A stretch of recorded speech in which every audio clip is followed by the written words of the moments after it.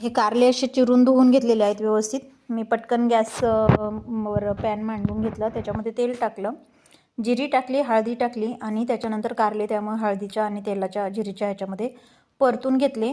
वरतून मीठ त्याचं कडवटपणा कमी व्हावा त्यासाठी भरपूर मीठ टाकून घेतलं आणि चिंचाचं पाणी लगेच त्याच्यामध्ये थोडंसं हळदीचं आणि मिठाचं पाणी थोडंसं आटल्याच्या नंतर लगेच त्याच्यात आपलं चिंचाचं पाणी ओतून घेतलं.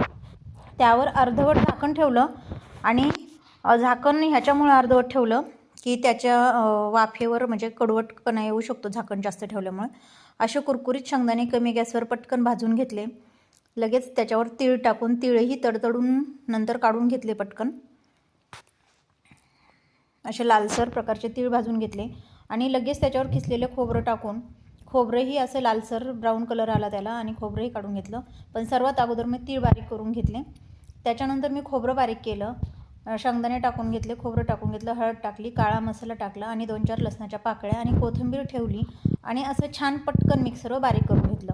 सर्वांनाच घाई गडबड होती जेवणाची आणि आता कारलं तर शिजून पूर्ण चिंचाचं पाणी आटूपर्यंत शिजून घेतलं. चिंचाचं पाणी बिलकुल ठेवलं नाही त्याच्यात आणि पटकन हा मसाला त्याच्यामध्ये टाकला आणि गर असा झाऱ्या फिरून पटकन त्याच्यात अर्धा ते 1 कप पाणी ओतून घेतलं आणि मस्त फ्राय करून भाजीला थोड्या वेळ वाफलण्यासाठी त्याच्यावर थोडं झाकण ठेवून घेतलं. वरून कोथिंबीर टाकली आणि ही झाली आपली भाजी रेडी. तर अशाच नवनवीन रेसिपी सोप्या पाहण्यासाठी आपल्या चॅनलला शेअर, सबस्क्राईब, लाईक जरूर करा. धन्यवाद.